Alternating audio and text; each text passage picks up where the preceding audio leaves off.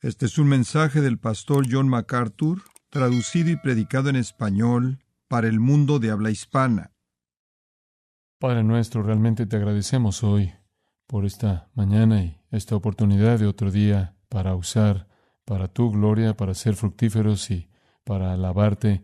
Te agradecemos por aquellos que han venido esta mañana esperando una mayor exposición a la verdad, una mayor comprensión de los fundamentos de la experiencia cristiana, y te pedimos, Padre, que los recompenses con un momento de alegría, que los hagas felices y bendecidos porque han estado aquí para que puedan salir y dar fruto.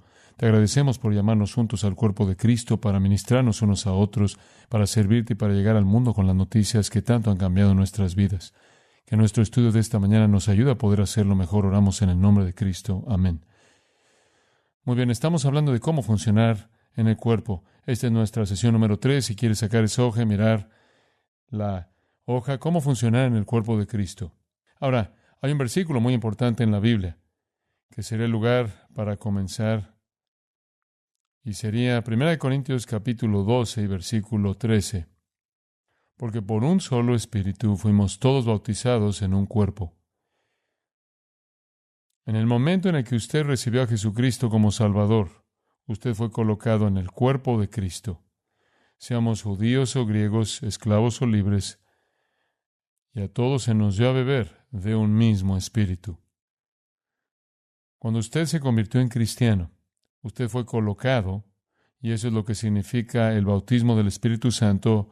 Usted fue bautizado o colocado en el cuerpo de Cristo. Es como si el bautismo significara sumergir a alguien o colocar a alguien adentro. Usted fue colocado en el cuerpo de Cristo. Usted se volvió un miembro del cuerpo de Cristo. Eso es sinónimo del concepto de la iglesia. Usted se volvió un miembro de la iglesia de Cristo. Quizás aún no se haya unido a una iglesia local. Puede ser que no tenga una membresía oficial en una iglesia local, pero en el momento en el que usted fue salvo, se volvió miembro de la iglesia, del cuerpo de Cristo. Y ese es uno de los términos usados para la iglesia. La Biblia usa varios términos para la iglesia. Nos llama rebaño, Cristo es el pastor. Nos llama pámpanos, y Él es la vid. Nos llama súbditos de un reino, y Él es el rey. Nos llama hijos en una familia, y Él es el padre. Hay muchas metáforas para la iglesia, pero una de ellas, y una que es única, es el concepto del cuerpo, que somos miembros del cuerpo de Cristo. Ahora, cuando entramos en la familia, entramos en ese cuerpo.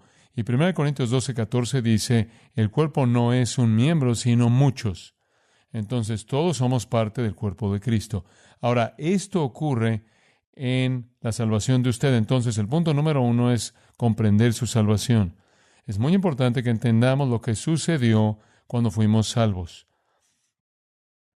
Quizás una manera sencilla de abordar esto sería que pasara a Efesios, y acompáñeme al capítulo 2.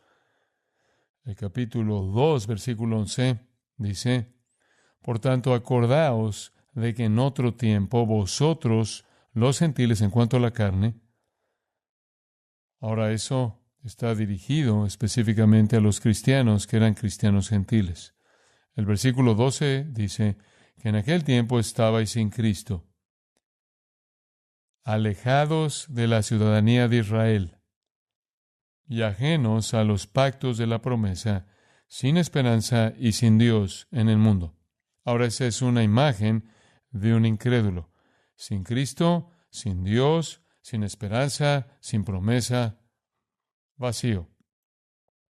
Pero el versículo 13, ahora en Cristo Jesús, vosotros que en otro tiempo estabais lejos, habéis sido hechos cercanos por la sangre de Cristo. Usted una vez estuvo lejos de Dios, sin Cristo, sin esperanza, sin promesa. Pero en Cristo usted ha sido acercado, porque Él es nuestra paz, que de ambos pueblos hizo uno, y derribando la pared intermedia de separación. Es como si usted y Dios eran rebeldes, y Cristo tomara la mano de Dios y la suya y las uniera. Y a menudo, como usted sabe, alguien que es amado mutuamente por dos personas puede lograrlo.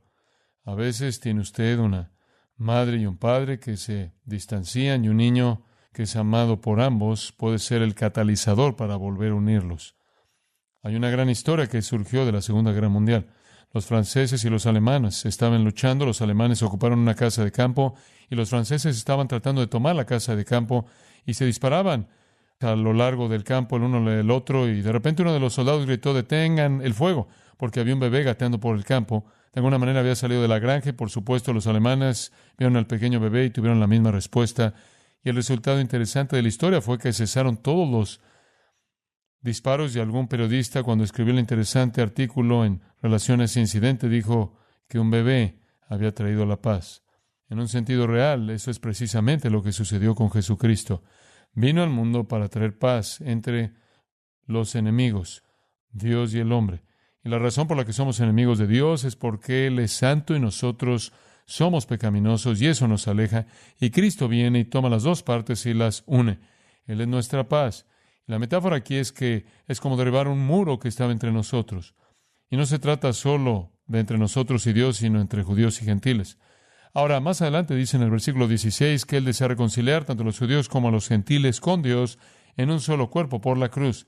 Entonces, judíos y gentiles se unen, y luego ambos en la iglesia se unen con Dios, y la cruz logra esto. La cruz es aquello, el acto que quitó el pecado, y el pecado fue el muro. El pecado era la barrera entre nosotros y Dios, por lo que cuando se cumple la cruz y ponemos nuestra fe en Cristo, la barrera se quita, somos llevados a Dios en un solo cuerpo. Y entonces la iglesia es toda una. Si usted es bautista, presbiteriano, episcopal, cualquiera que sea su denominación, si usted ama al Señor Jesucristo y ha nacido de nuevo, usted es uno en el cuerpo de Cristo. En 1 Corintios 6:17 dice: el que se une al Señor, un espíritu es con Él. Entonces, todos aquellos que están unidos a Cristo son uno en Cristo. Ahora, en el capítulo 4 de Efesios, el versículo 17 habla un poco acerca de nuestra vida antes de que fuéramos cristianos. Esto digo pues, y requiero en el Señor que ya no andéis como los otros gentiles. ¿Cómo andan los otros gentiles? ¿Cómo actúan las personas que no son salvas? En la vanidad de su mente, teniendo el entendimiento entenebrecido, ajenos de la vida de Dios por la ignorancia que en ellos hay, por la dureza de su corazón. Están más allá de lo que pueden sentir. En otras palabras, sus conciencias ya no los controlan realmente. Han cauterizado su conciencia, la han desobedecido durante tanto tiempo que tiene poco efecto. Así que esa es la imagen de una persona inconversa. Camina como los paganos en la vanidad de su mente, él es guiado por sus propios pensamientos. Su entendimiento está oscurecido, realmente no puede conocer la verdad. Está alejado de la vida de Dios, espiritualmente muerto. Su corazón está ciego, no tiene ningún sentimiento hacia Dios, etc. Se entrega a las cosas malas, una forma de vida sin refreno a la inmundicia, a la codicia y todo eso. Mas vosotros no habéis aprendido así de Cristo. Cuando usted recibe a Cristo, comienza una vida completamente nueva, y todo eso deja de existir en la nueva vida en Cristo. Entonces hay una transformación tremenda. Otro pasaje en Efesios 2, para verlo, capítulo 2, versículo 1. Efesios 2:1 dice: y Él os dio vida a vosotros cuando estabais muertos en vuestros delitos y pecados. Antes de ser cristiano, usted estaba muerto. No físicamente muerto, sino espiritualmente muerto. Y cuando hablamos de muerte espiritual, nos referimos a la incapacidad de responder a Dios. Recuerdo que un día, cuando estaba sentado en mi oficina, un niño entró corriendo y dijo: por favor, venga aquí a la calle, mi madre necesita ayuda, nuestra hermanita acaba de morir. Y aquí en Roscoe Boulevard, a una media docena de casas o algo así, me apresuré caminando por la calle y entré y había un bebé, una bebé hermosa, una bebé creo que de unos 4 meses, acostada en la cama, tan azul como podía estarlo, muerta como una piedra, y la madre estaba llorando y sollozando, y no había ninguna explicación hasta dónde ella sabía sobre cómo murió la bebé. Ella besaba al bebé y la cargaba en sus brazos, y nada de lo que pudiera hacer hacía que el bebé viviera, porque la muerte física es una incapacidad para responder. Y me ayudó como una buena ilustración, porque probablemente el más fuerte de todos los afectos en términos humanos sería el afecto de una madre por un hijo. Ese es el tipo de afecto más básico, el tipo de lazo más fuerte que la madre ató a esa vida misma que salió de su propio vientre. Pero todo el amor que tenía, toda esa energía que le estaba dando esa bebé no fue recibida en absoluto, porque la muerte es una incapacidad para responder. No importa cuál sea el estímulo, no puede responder. La muerte espiritual es lo mismo, es ser incapaz de responder a Dios, es tener a Dios haciendo cosas y Dios moviéndose y ser totalmente indiferente, no responder a lo que Dios está haciendo. Esa es la muerte espiritual, la incapacidad de responder a Dios. Y eso es precisamente lo que estaba diciendo Pablo. Antes de que usted fuera cristiano, usted estaba muerto en delitos y pecados. Su vida se caracterizaba por la carne, por los deseos de la carne, los deseos de la mente, dice el versículo 3.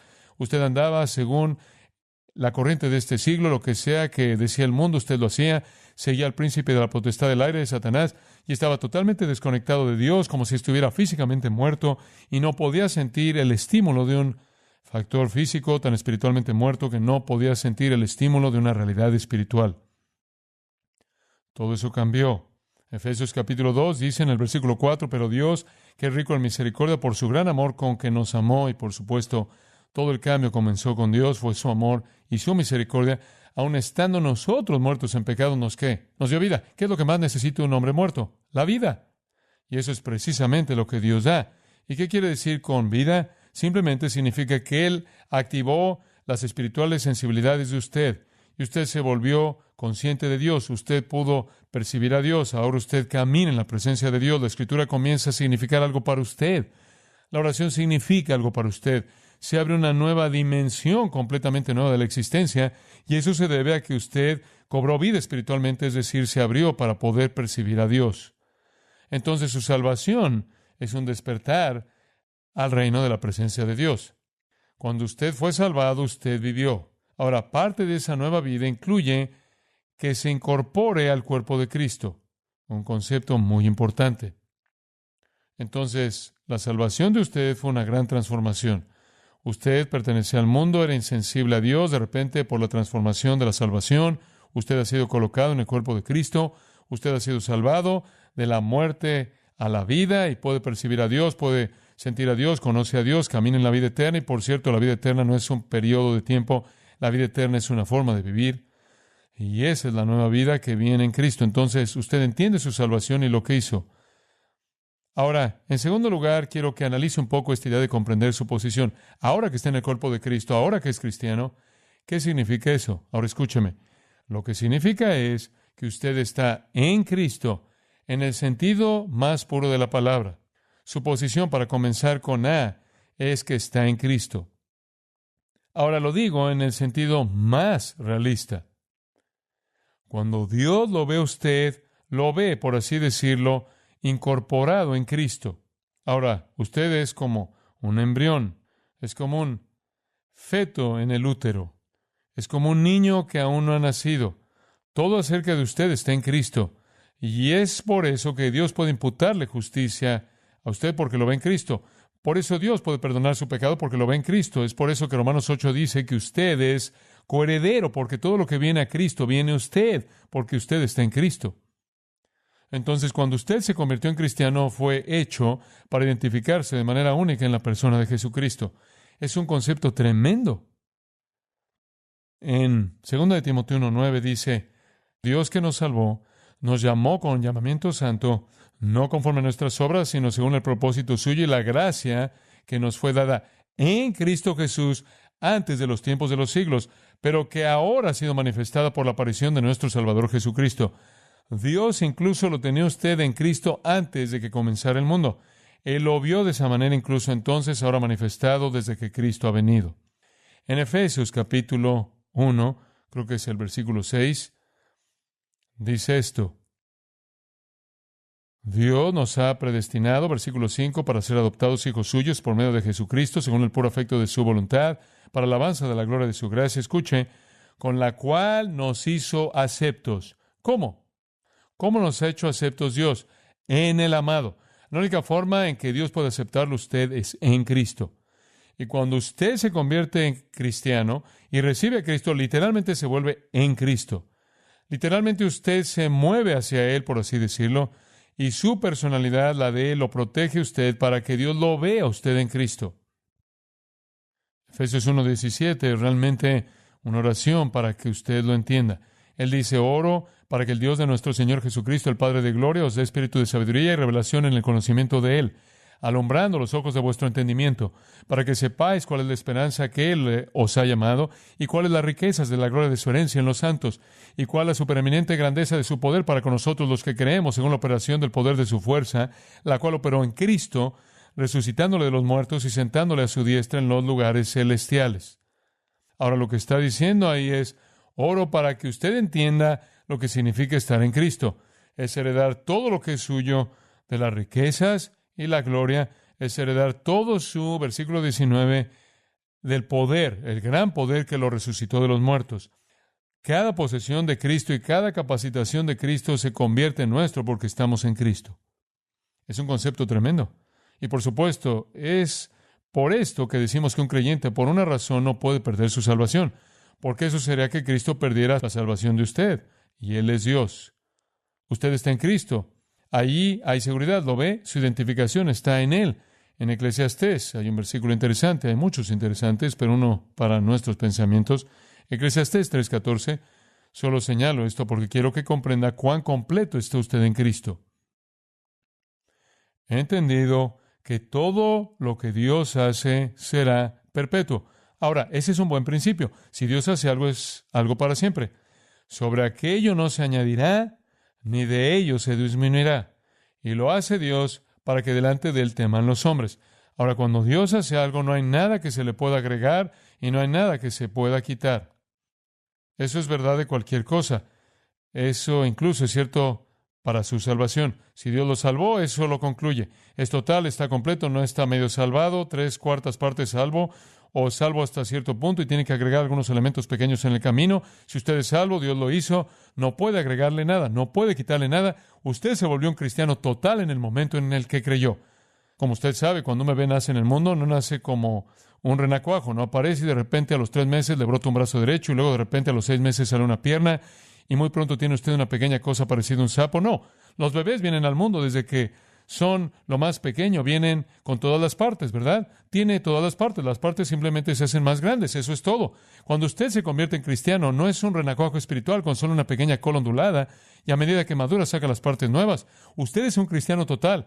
La única pregunta es el proceso de crecimiento. ¿Entiende lo que quiero decir? Es solo un proceso de desarrollo de lo que ya es porque está completo en Él. Colosenses 2:10 dice, y vosotros estáis completos en Él. Segunda de Pedro 1:3 dice que usted tiene todas las cosas que pertenecen a la vida y a la piedad. No le falta absolutamente nada, no hay ingredientes que no tenga usted, no le falta nada. Usted es un bebé perfectamente formado en Cristo. Ahora necesita crecer y necesita madurar esas partes para llevarlas a un punto en el que realmente puedan operar para obtener el máximo efecto, pero no faltan partes. Está totalmente completo. Ese es un concepto muy, muy importante. Ahora, debido a que estamos en Cristo, Dios nos ve en el cumplimiento de todos sus requisitos. Cristo vino y cumplió toda la ley, ya que está usted en Cristo, a los ojos de Dios también cumple toda la ley. Ahora, para darle una idea de cómo funciona esto, hay una hoja en blanco que le entregué y se llama Practicando su posición.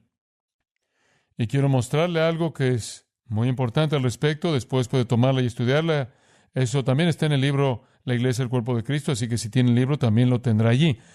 Verá usted ahí en el lado izquierdo de las columnas que ve todas las cosas que ustedes en Cristo están todas ahí. Está espiritualmente vivo para Dios, está muerto al pecado, está perdonado. ¿Qué tan perdonado está? Él ha perdonado todas sus ofensas. Es justo, es un hijo de Dios, es posesión de Dios, heredero de Dios, bendecido con todas las bendiciones espirituales en los cielos.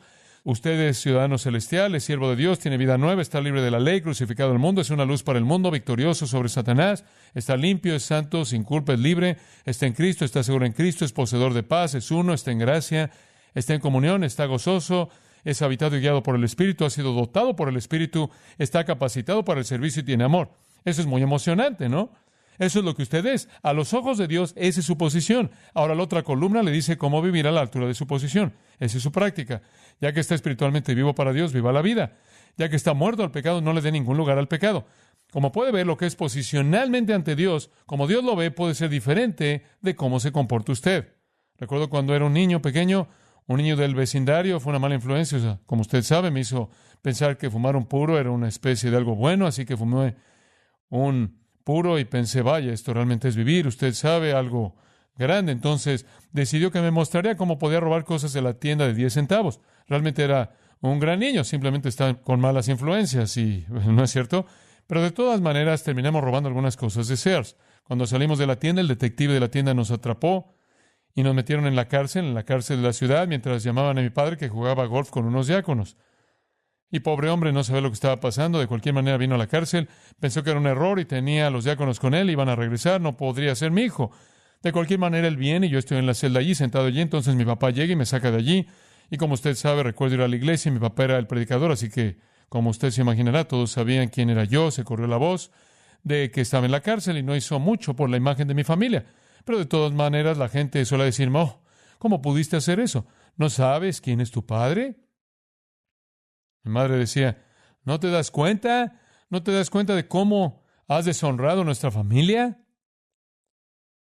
¿Cómo pudiste tú, el hijo de un pastor, hacer eso? Decía la gente. Bueno, como puede ver, el punto era que no estaba a la altura de mi posición, ¿lo entiende? Debido a quién era yo, no se me exigía a cierto nivel y yo no estaba a la altura. Eso es cierto espiritualmente. Vea la columna de la izquierda, eso es lo que es usted. ¿Está a la altura de eso? Bueno, eso es lo que se supone que usted debe hacer. Ahora, las escrituras nos dan ambos lados. Hay muchas escrituras sobre nuestra posición y hay muchas sobre nuestra experiencia, nuestra práctica. Y necesitamos tener ambas. Necesita ser consistente. Tengo un amigo que, bueno, acaba de ser tomado por los Pieles Rojas de Washington. Antes de eso, jugó fútbol americano para los Delfines de Miami. Su nombre es Marvin Fleming. Suele ser un atleta de secundaria aquí en Los Ángeles, en la preparatoria Centenario. Y jugó durante unos 5 o 6 años con Vince Lombardi en los Empacadores de Green Bay. Y suele decir que lo asombroso de los años en los que Lombardi fue entrenador, y esos fueron los años en los que ganaron todo tipo de campeonatos, era que la gente jugaba más allá de sus capacidades. Había algo en ponerse el uniforme de los empacadores que sacaba más de usted, incluso de lo que tenía. Había algo tan digno de ser un empacador de Green Bay que simplemente estaba a la altura del nombre y la reputación. Suele haber en los grandes años de los Yankees de Nueva York el mismo sentimiento, donde decían que el simple hecho de ponerte el uniforme de los Yankees te convertía en un jugador completamente diferente. Bueno, creo que en cierto sentido esa es la idea de ser cristiano. Hay una cierta posición que tenemos como cristianos que debemos vivir.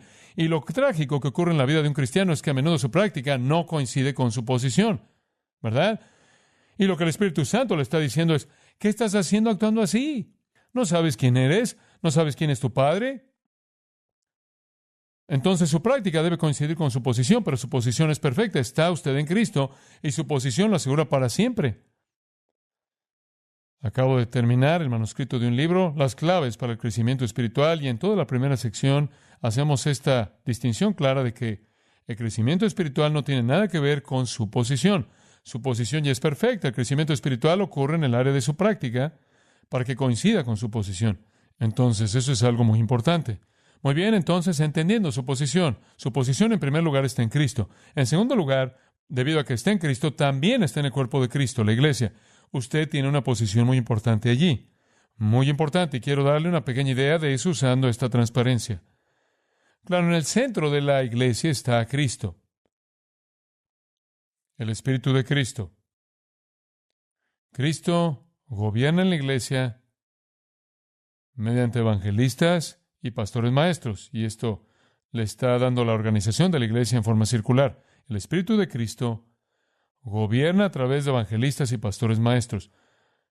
Su ministerio consiste en equipar a los santos. Los santos entonces son equipados por los líderes de la iglesia para ministrar. Cuando los santos ministran, el cuerpo de Cristo es edificado o desarrollado, y el resultado de eso es que los elegidos se añaden, las personas se salvan. Ahora, esto es básicamente una simple mirada a la estructura de la iglesia. El corazón o la cabeza de la iglesia, Cristo, el Espíritu de Cristo, a través de los evangelistas y pastores maestros o los ancianos de la iglesia, los santos son equipados. Una vez que los santos están equipados, comienzan a ministrar. Una vez que comienzan a ministrar, el cuerpo se edifica, y cuando el cuerpo se edifica, los escogidos se agregan, las personas se salvan. Ahora, esa es la estructura de la iglesia. Ahora, en este punto, como cristiano nuevo, usted encaja aquí.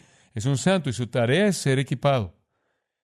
Someterse a la enseñanza, como dijimos ayer, y a la palabra de Dios y estudiar, ser equipado para que usted pueda ministrar. Porque cuando usted ministra, el cuerpo se fortalecerá y otras personas se salvarán. Ahora, esa es una explicación simple de la organización de la iglesia. Nuestra parte entonces es someternos a la enseñanza y al liderazgo. Ahora, permítame llevarlo un paso más allá y mostrarle cómo funciona el cuerpo de Cristo con otro pequeño diagrama que tenemos aquí. Ahora vamos a dejar que eso represente el cuerpo de Cristo. Y toda persona en el cuerpo de Cristo, claro, tiene un lugar, y todos estos simplemente representan diferentes partes del cuerpo de Cristo, diferentes individuos. Ahora, esto es lo que llamamos unidad. Todos somos uno en Cristo. Todos están en el cuerpo de Cristo. Todos somos parte de su cuerpo, del cuerpo de Cristo. Pero dentro de ese cuerpo, llegamos a un concepto que quiero que vea de cerca. Creo que probablemente lo tiene ahí en su lista. Llegamos al concepto de dones. Aunque todos somos uno, hay diversidad de dones dentro del cuerpo.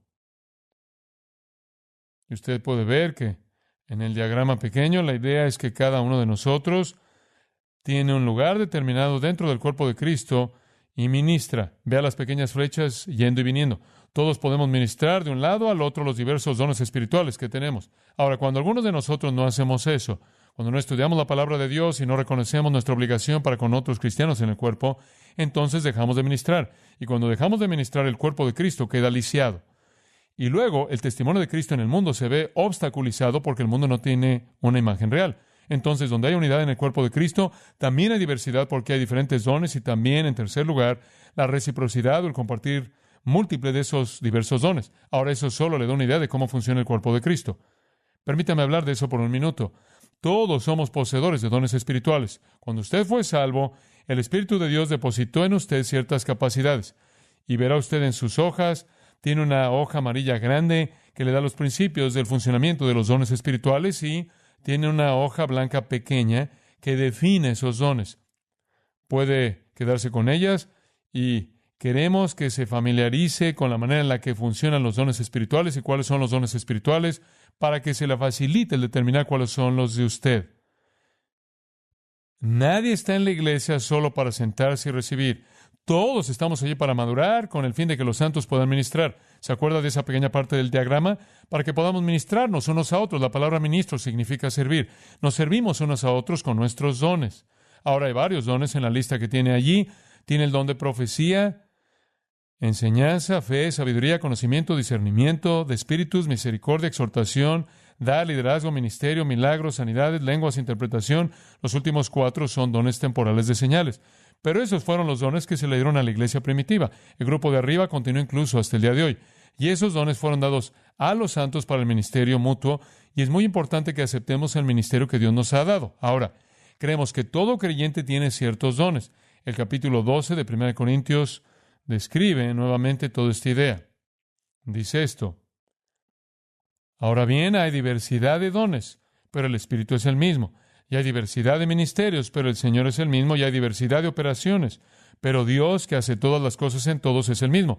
Lo que quiere decir ahí es que hay diferentes dones, pero número 1, ahora yo puedo tener el don de enseñanza, el don de predicación, y usted puede tener el don de dar, puede tener el don de la fe, puede tener el don de mostrar misericordia, puede tener el don de servicio, también puede tener el don de la enseñanza. Por eso puede haber varios dones y seguramente los hay entre nosotros. Ahora, un don es es un canal dado por Dios mediante el cual el Espíritu Santo puede ministrar. No es una habilidad humana. No puede decir, mi don es tocar el piano, eso no es un don espiritual, eso es un talento. O mi don es escribir. Puedo escribir. No, ese no es su don. Esa es una capacidad que usted tiene. Ese no es un canal espiritual mediante el cual el Espíritu Santo ministra. Usted podría usar su escritura para expresar su don. Quizás tenga el don de mostrar misericordia y puede escribir cartas hermosas, que son cartas amables, que ayudan a la gente en tiempos difíciles. Quizás su don sea el don de la exhortación y puede escribir cartas que exhortan. O tal vez sea el don de enseñanza y puede escribir libros que enseñen. Pero no confunda las habilidades físicas y mentales con los dones. Son cosas diferentes. ¿Está claro? Si no, puede hacer una pregunta sobre eso en un momento. Pero usted tiene dones espirituales. Ahora, no solo son dones diferentes, y todo creyente los tiene, según el versículo 11, todas estas cosas las hace uno y el mismo Espíritu, repartiendo a cada uno en particular como Él quiere. El Espíritu determina a quién le da qué. Usted no puede buscarlo, no puede ganarlo, no puede desearlo y recibirlo. Dios se lo va a dar si ese es su plan. Y junta los dones de la manera que quiere para la edificación de su iglesia. Pero no son solo dones diferentes. El versículo 5 dice que hay diferentes maneras de ejercerlos. Hay diferentes formas en las que se ejercen esos dones. Por ejemplo, en nuestra iglesia tenemos muchas personas con el don de enseñanza, muchas de ellas, pero no todos se ponen de pie aquí y enseñan, porque hay diferentes formas en las que se puede administrar el mismo don. Solo usando a Brad como ilustración, Brad parece tener el don de enseñanza. Creo que él piensa que lo tiene y creo que nosotros también. La forma en la que él administra ese don es en una pequeña clase de personas. Tengo el don de enseñanza, pero la forma en que el Espíritu ha escogido administrar ese don es un grupo grande de personas, de modo que usted tiene el mismo don, pero maneras diferentes en las que se puede usar. Entonces, no necesita pensar que si usted tiene el don que tiene otra persona, debe hacer lo mismo que ellos. No, existen tantas maneras diferentes de ejercerlo como dones y probablemente más. Y hay diversidad de operaciones, pero todos en el cuerpo de Cristo tienen un don. Y yo estaré convencido en mi propio corazón por el estudio de las Escrituras que todos en el cuerpo de Cristo probablemente tienen más que un don. Aunque no puedo ser dogmático, puede que haya alguien en algún lugar con solo uno. Pero me parece que la pluralidad de dones parece ser la norma en lugar de uno solo. Y el don, en cualquier punto dado que se usa de manera más dominante, puede ser el que más se necesite en una situación dada. Pero todos tenemos dones espirituales y esas son capacidades a través de las cuales el Espíritu Santo puede ministrar a su cuerpo. Mi don no es para mí, es para usted. Mi don de enseñanza no me hace ningún bien, le hace bien a usted. Los dones de usted me hacen bien. Como puede ver, es un intercambio. Entonces, esos son muy importantes. Ahora, además de los dones espirituales y el reconocimiento en el cuerpo de Cristo de que usted tiene que funcionar en esa área, necesita conocer su don y necesita usar su don, también está el área de la comunión. Es muy importante que entendamos que debemos tener comunión. Ahora, cuando hablamos de comunión, no siempre tenemos a todos pensando en lo mismo, así que permítame solo mencionar lo que significa. No solo debemos ministrarnos unos a otros en dones espirituales, no solo debemos compartir esos dones, sino que la comunión significa que intercambiamos una preocupación mutua y nos preocupamos unos por otros. Por ejemplo, el Nuevo Testamento dice, confesad vuestras ofensas unos a otros. Usted podría simplemente estudiar el Nuevo Testamento, encontrar todos los unos a los otros, edifíquense los unos a los otros, reprendeos los unos a los otros, exhortaos los unos a los otros, restauraos los unos a los otros, amaos los unos a los otros, orad los unos por los otros, edificaos los unos a los otros. Todos esos unos a los otros son responsabilidad de un cristiano para con su hermano y su hermana cristianos. Entonces, no solo debemos ministrar nuestros dones, sino que también debemos expresar esa comunión mutua de un lado a otro, algo muy importante. Entonces, cuando usted se volvió cristiano, entró al cuerpo de Cristo. Usted está en Cristo posicionalmente, de tal manera que todo está asegurado y usted es perfecto posicionalmente. Su práctica debe estar en armonía con eso. Cuando usted se volvió cristiano, no solo estaba en Cristo, sino que estaba en el cuerpo de Cristo. Y como un miembro de un cuerpo, deben funcionar juntos. Un cuerpo que no coopera consigo mismo es espástico y es un cuerpo deshonroso. Lo vemos y sentimos lástima por él. Un cuerpo que coopera es algo hermoso. Vemos un deportista que está bien coordinado y calificado y decimos, ¿no es algo tremendo ver el desarrollo? Y estamos entusiasmados con alguien que está bien coordinado. Bueno, también es cierto en el ámbito espiritual. Nuestro testimonio en el mundo depende del tipo de presentación que hagamos del cuerpo de Cristo al mundo. Un cuerpo en funcionamiento que coopera donde el pie y la mano están haciendo las cosas que se supone que deben hacer y no están parados diciendo ojalá fuera la nariz y demás. Ese es el problema de 1 Corintios 2. Entonces, donde hay cooperación habrá testimonio y un ministerio eficaz.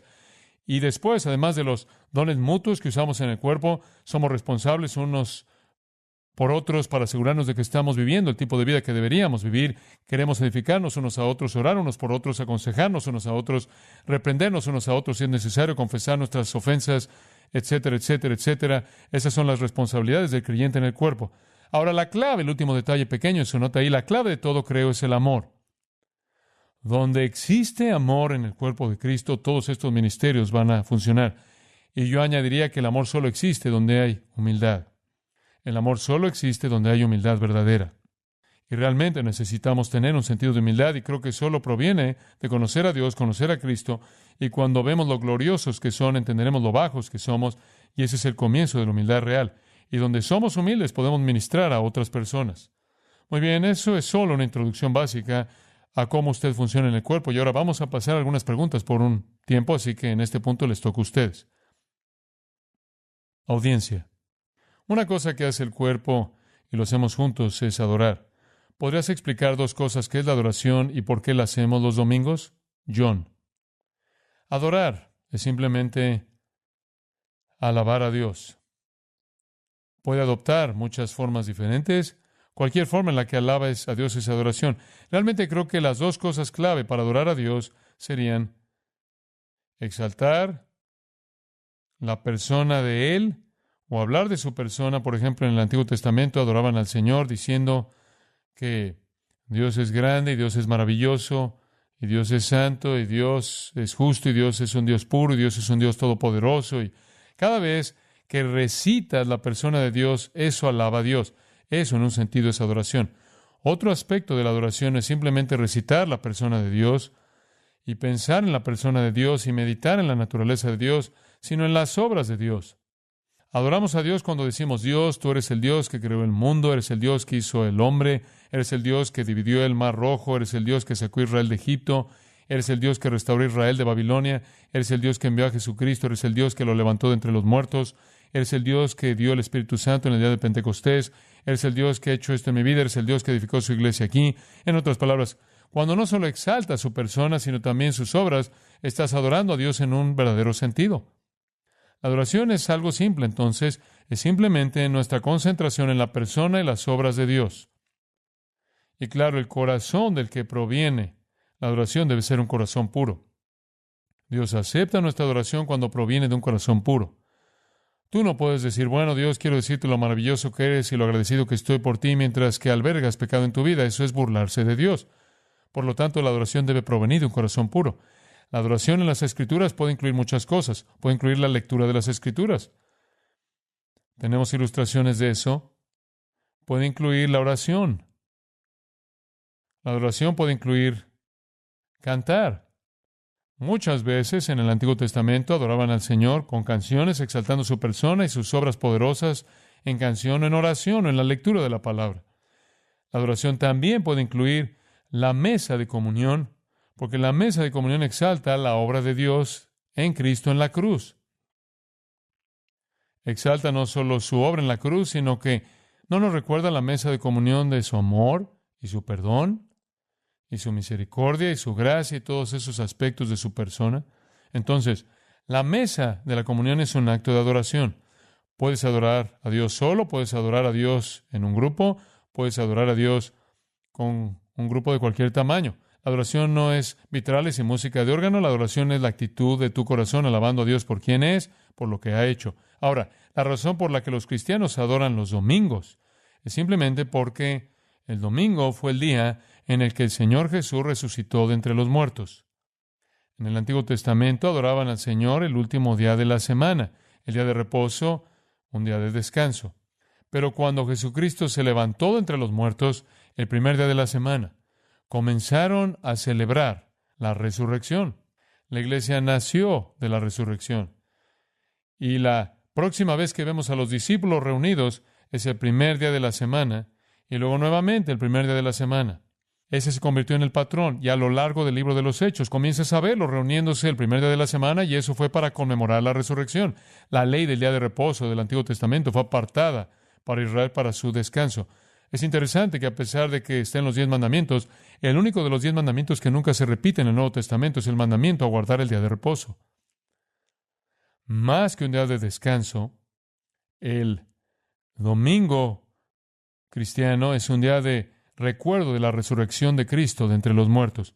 Y hay mucha evidencia en el Nuevo Testamento de que la primera iglesia se reunía para la adoración colectiva el primer día de la semana, y entonces aceptamos eso, pero ese es simplemente el día tradicional. Nuestra adoración a Dios debe ocurrir todo el día, todos los días, los 7 días de la semana. Y realmente no importa, estás tan involucrado en adorar al Señor hoy, el sábado por la mañana, como lo estarás el domingo por la mañana. No hay nada sagrado en particular sobre el día, es simplemente un día que se estableció debido al recuerdo de su resurrección. Audiencia, me gustaría hacer 2 preguntas. Una es, ambas son de dones espirituales, y me preguntaba, ¿hay conflictos entre los diferentes dones espirituales? John, ¿a qué te refieres con conflicto? Audiencia, quiero decir, ¿tienes problemas si tuvieras un exhortador y un maestro? John, bueno, puede que tengas problemas, tienes problemas donde quiera que tengas gente, como tú sabes, pero donde sea que estemos hay problemas, pero la idea del don espiritual es simplemente que el Señor usa ese don en unidad, de manera unificadora. Por ejemplo, tu don espiritual puede operarse de manera carnal, en la carne. Entonces vas a tener problemas. Pero si andas en el Espíritu y el Espíritu ministra a través de ti y el Espíritu también ministra a través de todos los demás, entonces habrá una unidad que creerá el mismo Espíritu. Pero vendrá la discordia. Por ejemplo, a menudo nos damos cuenta de que una persona tiene un problema y van a haber 3 personas diferentes tratando de decirle a esa persona qué hacer. Y van a tener 3 perspectivas diferentes sobre las cosas y todo se confunde. Esto nos ha ocurrido muchas veces y nos damos cuenta de que entonces alguien está fuera de sintonía con el Espíritu Santo porque el Espíritu Santo no es el autor de la confusión. Entonces puede ser que si usaras tu don de una manera carnal sin caminar realmente en el Espíritu, podrá haber confusión, pero si el Espíritu Santo realmente está operando a través de esos dones y nos entregamos a Él, entonces habrá unidad. Se llevará a cabo una unificación. Lo que tienes que hacer es no preocuparte por cuál es tu don, solo preocuparte por caminar en el Espíritu, vivir una vida controlada por el Espíritu, confesar tu pecado y entregarte a Él, y el Espíritu Santo operará el don a través de ti, lo sepas o no. Y luego, cuando comienzas a reconocerlo, en cierta manera puedes beneficiarte de la bendición. Audiencia, Hay otra pregunta sobre esto que me interesa y es esta. Si tienes más de uno, ¿uno sería más predominante? John, es posible que lo sea, no sabemos por las Escrituras. La Escritura no nos da toda la información sobre los dones espirituales, pero podría ser que un don sea más predominante. Pero es difícil medir lo que queremos decir con predominante. Por ejemplo, un don de hablar parece ser un don más dominante que uno que no es un don de hablar, como mostrar misericordia o algo así, pero no es más importante. Y podría ser que no se use en términos de oportunidad y tiempo. Puede que ya no se use, simplemente parece ser más dominante debido a su naturaleza. Por ejemplo, tengo un don que obviamente es un tipo de don dominante. En otras palabras, me pongo de pie y le digo a todas estas cosas y eso tiende a dominar. Donde puede haber muchos de ustedes aquí esta mañana que tienen otros dones y yo ni siquiera puedo ver esos dones porque son solo dones ministeriales en lugar de ser dones vocales. Eso no hace ninguna diferencia entre ellos en términos de utilidad o en términos de frecuencia. Ahora, en la vida de un solo individuo puede haber variaciones. Puede ser que en algún momento de mi vida le sea más útil a Dios en el don de la enseñanza y otras veces en las que le sea más útil a Dios en el don de la administración. Entonces es difícil ser analítico al respecto. Uno puede parecer dominar por un tiempo y otro puede pasar a primer plano, pero Dios los usa por su espíritu como Él quiere. No creo que debas preocuparte por eso.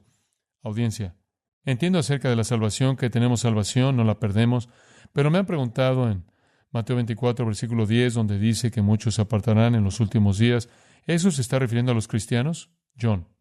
Bueno, veámoslo. Mateo 24, 10, simplemente abran sus Biblias para que nos aseguremos de que tenemos el contexto correcto.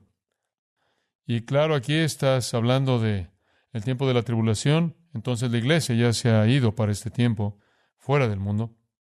Muchos tropezarán entonces y se entregarán unos a otros y unos a otros se aborrecerán. Y por haberse multiplicado la maldad, el amor de muchos se enfriará. Muchos falsos profetas se levantarán y engañarán a muchos, mas el que persevera hasta el fin, éste será salvo. Ahora, algunos dicen que lo que tienes aquí es la revelación de lo falso. En otras palabras, bajo presión. Las personas que se adhirieron al cristianismo durante el tiempo de la tribulación, bajo la presión del ataque de la bestia y cualquier otra cosa, comienzan a caer. Otros dicen que es una referencia directa a Israel. Por ejemplo, en la primera mitad de la tribulación habrá un pacto entre Israel y el anticristo. Y todo será pacífico y maravilloso y tal vez haya una reconstrucción de la religión en Israel. Y ellos van a estar adorando en su templo de nuevo y de repente la bestia viene a la mitad de la semana y destruye esa cosa. En el versículo 15 se lleva a cabo la abominación desoladora y podría ser que en ese momento los que realmente no son seguidores de la verdad, aquellos que realmente no son creyentes en Dios se manifestarán porque van a desertar. Así que no creo que se refiere ahí a los cristianos, creo que se refiere a aquellos que se han apegado a sí mismos y puede ser Israel, así como la posibilidad de estar apegados al cristianismo. Audiencia. Bien, tenía una pregunta más y era sobre reprender a un hermano y acudir a él con amor. Digamos que está en pecado, tiene problemas y tratar de ayudarlo a salir de sus problemas y él, si él es obstinado, simplemente él no está buscando ayuda ni la quiere. ¿Cuál es mi responsabilidad o la de otra persona en ese momento? John, si lo reprendes y él no confiesa el pecado y se aparta del pecado, entonces sigues el patrón de Mateo 18, tomas 2 o 3 testigos, si no lo escucha, entonces se lo dices a la iglesia, que significa que puedes contárselo a un grupo de cristianos, a los ancianos de la iglesia, y ellos deben ocuparse de ello. Si no se ocupan de eso, entonces dice que lo tratas como un pagano y un recaudador de impuestos. Mateo 18. Sáquenlo. El otro pasaje que indica eso sería que si él responde en algún punto del proceso, entonces lo amarías y lo restaurarías como un hermano. Gálatas capítulo 6, pero si él no responde, entonces lo rechazas. Segunda de Tesalonicenses 3 tiene el mismo problema. Si tu hermano no hace lo correcto, entonces lo amonestas como un hermano, pero rompes tu comunión con él. Muy bien, audiencia. De regreso a los dones espirituales, cuando estás hablando de milagros, sanidades, lenguas, interpretación de lenguas, siendo de la iglesia de antes, porque conozco a mucha gente, como sabrás, que creen que es como sabrás. ¿Tienes alguna prueba, versículos bíblicamente para probar que no es relevante hoy día? John, lo que sugeriría al respecto para que no nos involucremos demasiado en esto es que tenemos una cinta sobre milagros, sanidades y lenguas, y creo que si consigues eso, realmente te va a dar una respuesta completa y te va a ayudar a poder hablar con la gente sobre eso. Muy bien, milagros, sanidades y lenguas. Audiencia. Sobre la disposición de apropiarse de esas cosas que son nuestras, en varias ocasiones Jesús dijo en Mateo 13, hablando de las parábolas, y también en Mateo 25, hablando de las parábolas de los talentos, Él dijo, porque a cualquiera que tiene se le dará y tendrá más, pero al que no tiene, aun lo que tiene, le será quitado.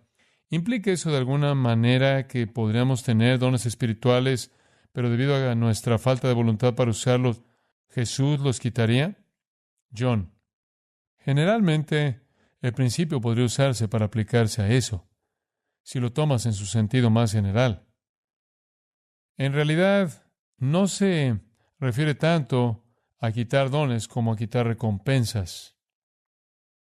Ese es el punto de la parábola, pero si la tomaras en un sentido general, podría significar que si no usas tu don por suficiente tiempo, se atrofiaría hasta el punto en que simplemente no lo usarías, no podrías usarlo. Estoy seguro de que esa sería una posibilidad, pero creo que eso sería únicamente a partir de este pasaje en un sentido muy, muy general. Audiencia, ¿por qué o es necesario unirse a una iglesia local? John, esa es una buena pregunta. ¿Por qué es necesario unirse a una iglesia local? Por muchas razones. Número uno, dice en Hebreos 10:25, no dejando de congregarse como algunos tienen por costumbre, y mucho más cuanto veis que aquel día se acerca. Aquí hay un mandato para asistir a la asamblea de cristianos, muy importante. De tal manera que debemos estar involucrados en una asamblea de cristianos. Ahora, desde el punto de vista del argumento histórico, voy a profundizar. Nunca se ve en el Nuevo Testamento un cristiano que no pertenece a una asamblea local. No existe algo así en el Nuevo Testamento. Cada uno de ellos pertenecía a alguna asamblea local. Y eso se convierte en el patrón. Y sabemos que tenían listas en esas asambleas locales de la gente. Había, por ejemplo, que Pablo le escribió a Timoteo y le habló de una lista de viudas, que tenían una lista real de viudas. Sabemos que hubieron entre las iglesias cartas de recomendación enviadas recomendando a un miembro a otra iglesia cuando dejaba una determinada zona. Así que sabemos que tenían registros y listas de las personas que estaban en sus congregaciones. Y no existe cosa tal en el Nuevo Testamento como un cristiano que no pertenece a alguna asamblea local. Ahora, más allá de la declaración de las Escrituras y más allá del argumento de la historia, tenemos en tercer lugar el hecho de que Hebreos 13 dice que todos los cristianos deben someterse a los líderes sobre ellos. Y sabemos que Cristo gobierna a través de la asamblea local, la iglesia. Si no te estás sometiendo a algunos líderes de Cristo en la iglesia, entonces estás desobedeciendo el capítulo 13 de Hebreos. Permíteme leerte esto para que comprendas lo que dice. Acordaos de vuestros pastores que os hablaron la palabra de Dios e imitad su fe. Debes estar bajo estas personas que son los líderes ancianos en la iglesia y debes seguir su fe. Versículo 17. Obedeced a vuestros pastores y sujetaos a ellos porque ellos velan por vuestras almas. Aquí nuevamente tiene la declaración de que la congregación debe estar sometiéndose a los ancianos y líderes. Y se supone que estarás en una congregación local para poder hacer eso. Ningún cristiano es una ley en sí mismo, simplemente autónomo, corriendo por todos lados. Todos ellos históricamente estaban en una congregación local. La Biblia dice, no dejen de congregarse, debemos reunirnos en la primera iglesia. Seguramente se reunían el primer día de la semana, con toda seguridad, y probablemente otras veces durante la semana para tener comunión. Y la razón por la que hacemos esto es porque Hebreos 10 dice que nos estimulamos unos a otros al amor y a las buenas obras. Cuando te mantienes alejado, te enfrías. Necesitas esa presión de grupo, por así decirlo, ese estímulo espiritual que proviene de la comunidad de cristianos. De hecho, en los primeros años de la primera iglesia se reunían todos los días. Audiencia. En muchos casos la gente está un poco confundida y entra en esta área de amonestación de no dejar de congregarse. ¿Qué es una definición adecuada?